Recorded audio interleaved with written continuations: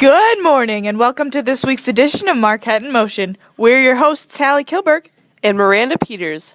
Now the month of March seems to be roaring in like a lion.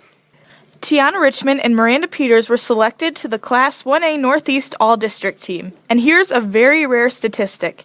Not only did both girls have 252 shot attempts in the regular season, but even more uncanny is that both girls made 113 out of those 252 shots. Head coach Jim Kettman was named the Northeast District Coach of the Year. Tori Mickle was named to the Class 1A tournament team at the conclusion of the state tournament. Tori recorded double-doubles in each of the games that Marquette played at the state tournament. Macy Kramer was awarded the Iowa Bankers Association Scholarship for 1A. She received the recognition Saturday evening at Wells Fargo Arena prior to the 1A championship game. In addition to all of the basketball, Marquette was also represented at Wells Fargo by Sophie Long, as she participated on the All-Iowa dance team. In September, Sophie earned her spot on the team, competing against over 500 other girls in order to dance at the state event. Sophie performed both Friday and Saturday. And the girls' basketball team isn't the only team going to state around this time of the year. The Marquette archery team is qualified for the state archery tournament taking place this Saturday and Sunday. What is especially impressive about this feat is that Marquette does not have enough high school students to make a full team, and so elementary and middle school students are allowed to come up to participate. In other words, with children as young as 5th grade, Marquette has qualified for the state events against many teams that only play high school students. There are 2 categories Marquette will participate in at the state tournament. The first is the bullseye contest. The 3D shoot has members of the middle school and high school in that squad. The team consists of Jeb and Cambry Schwager, Amber, Holly, Megan, and Tyler Kramer, John and Julie McHugh, Aiden and Avery Clausen, Haley and Jaden Donlinger, Holly Beecham, Beatrice Kemp, Trevor Klein, Brady Sieverding, Lucas Sieverding, and Amelia Taylor. Best of luck, and may you shoot straight, everyone. Today, Marquette's speech students are also spending the day at state, competing in Eldridge. The excitement doesn't end with state events. Marquette is also making its mark in our country and beyond. This week, on Wednesday, Marquette students and faculty packaged over 14,000 meals for takeaway hunger. The event was originally scheduled for Catholic Schools Week, but had to be postponed because of the snowy and icy weather conditions. Thursday morning, the K-8 students happily participated in mini-courses, the highly anticipated event that is usually held in conjunction with Catholic Schools Week. Here, the students were able to choose 3 fun courses out of 15 to participate in. Fun was had by all, and Marquette would like to thank all of the volunteers who so generously worked with Mrs. Kilberg as well as the weather to make the day such a roaring success. Now, speaking of roaring, March isn't only coming in like a lion, but it will be going out like one too. Marquette will be hosting its preschool and kindergarten open house later in the month. We're also very happy to announce that later in March, we will have a very special and dignified guest here in our Marquette in Motion recording studio. Iowa's very own Senator, Chuck Grassley, will be joining us right here in our recording studio for an interview for Marquette in Motion. But we don't have to wait for the end of March for more excitement. Justina will be here with information on the preschool and kindergarten open house. Jeb and Garrett will be here with the sports report. Luke Keys will be here interviewing senior Sunny North. And Macy and Amy will be here to look ahead. We'll meet you right back here after the break. Welcome back to Marquette in Motion. Here now is Justina Denlinger informing us on the preschool and kindergarten open house. On Tuesday, March 26th, Marquette will host its annual preschool and kindergarten open house. The preschool open house will be held in the Father Cruzy Parish Center from 6 to 6:50, while the kindergarten open house will begin at 7 and will conclude before 8. Next year, the 2019-2020 school year, we plan to have over 30 kindergartners. To accommodate this many students, our school board recently approved the hiring of a second kindergarten teacher. To help the flow of traffic and to allow teachers the opportunity to collaborate and switch rooms periodically throughout the day, the 4th grade classroom will transition to where the reading room is currently housed. The reading room will move to the media center to allow for a central library for all students in all grades. If you have a child who will be in preschool or kindergarten next year and would like to check us out, please mark your calendar for March 26th. If you're not able to make it that night, please call the school at 872-3284 to schedule a visit. And thanks for letting me visit with you. For Marquette in Motion, this has been Justina Denlinger. Thanks, Justina. Now here are the guys with the sports report. Thanks, girls. Congratulations to the Marquette girls who made it to the semifinals at the state basketball tournament last week. in this matchup, which took place Friday, March 1st, the Mohawks faced an undefeated first-ranked New Alfonda team. The Marquette girls started off strong, keeping the score within 3 points throughout the first quarter. However, the outsized New Alfonda team's stellar defense and near-perfect shooting proved to be more than the home team heroes could handle. In the end, New Alfonda came away with an 81-56 win, despite the Marquette girls being led by Tori Mickle with 17 points and 10 rebounds.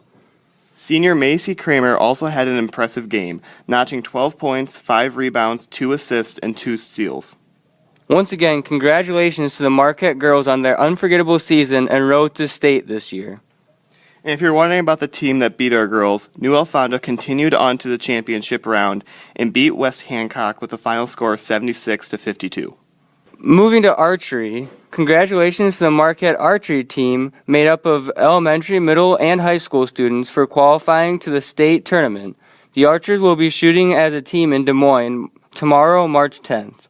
Moving on to spring sports, this Monday, March 4th, marked the official starting day of the track and field season.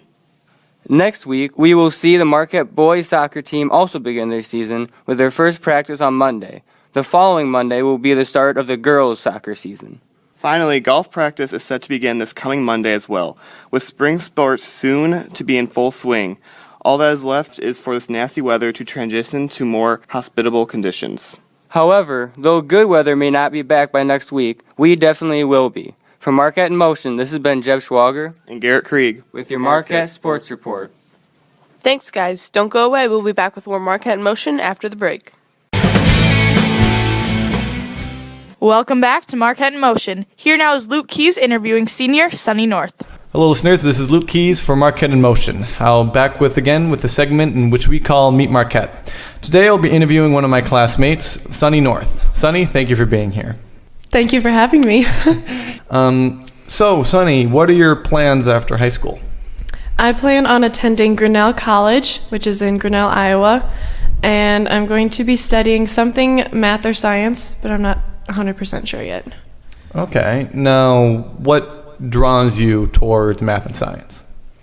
I've always liked those subjects a lot. I'm not really like an English person. I like when there's like a definitive answer and things like that, so I've always found that in math and science. So, very analytical person. Yeah, definitely. Now, I know you don't exactly know what you're going to be doing in math and science, but do you have a specific field you are more interested in than others?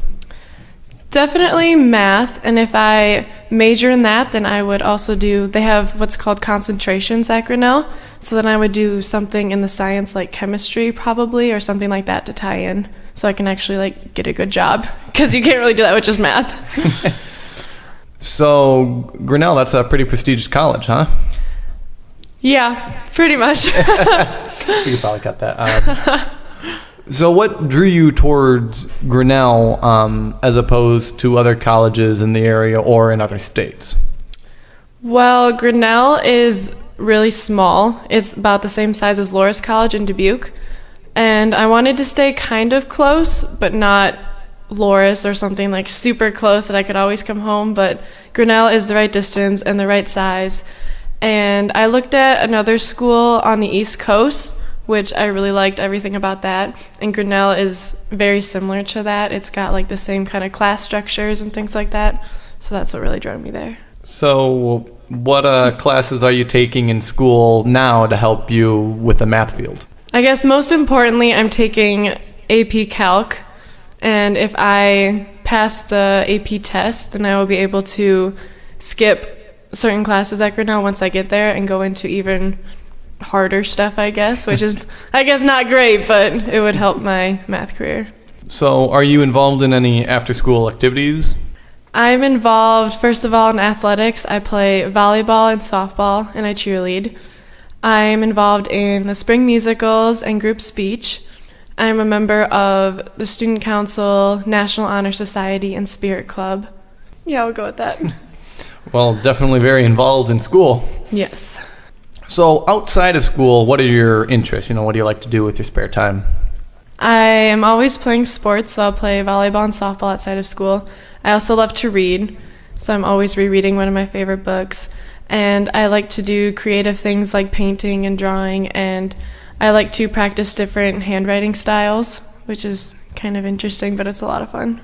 So are you looking forward to getting out of high school and kind of getting away from everything, or are you kind of sad that you're going to be leaving here and going into the real world, as one might say?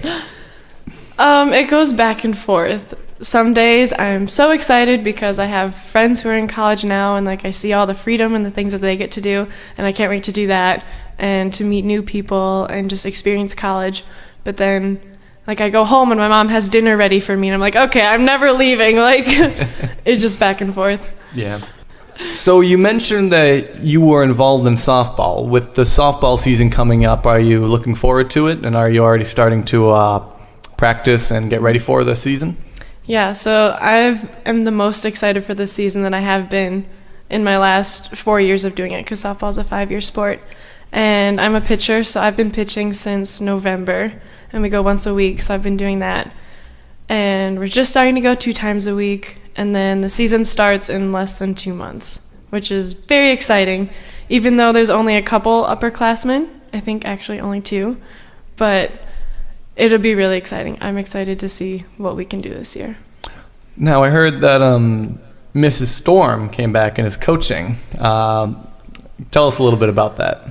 Yes. So 2 years ago, she kind of stopped doing it. She just kind of was like the assistant coach, and last year she didn't. So we got 2 other coaches. One of them, Emily, came back, which we had known her, and then we had a new coach, and that was all great. And I really thought, I knew Mrs. Storm was going to come back at some point, but I thought it would be like 4 or 5 years into the future, like once her kids got a little bit older. But I kind of had an idea before she told me, like herself. But I was really, really excited. I'm so happy. She's an amazing coach. Sunny, thank you very much for being here. Thank you for listening to me. And thank you, listeners, for tuning in once again in what we call Meet Marquette. This is your host, Luke Keys, signing off. Thanks, Luke. Up next are Macy and Amy looking ahead. With basketball season coming to an end, track and boys soccer practices will begin on Monday the 11th. Tuesday, students will be dismissed early at 12:10 due to parent-teacher conferences, which will span from 3:30 until 8:30. During this time, the middle school science fair projects will be up in the MEC lobby, so go check them out. Again, on Thursday, the students will be dismissed at 12:10 for conferences. Lastly, on Friday, there will be no school. For Looking Ahead, this has been Macy Kramer And Amy Sieverding for Marquette in Motion. And although there will be no school on Friday, you can bet we'll still be here on Saturday. For Marquette in Motion, this has been Hallie Kilberg. And Miranda Peters. And remember, Stay informed. stay involved. Stay In motion.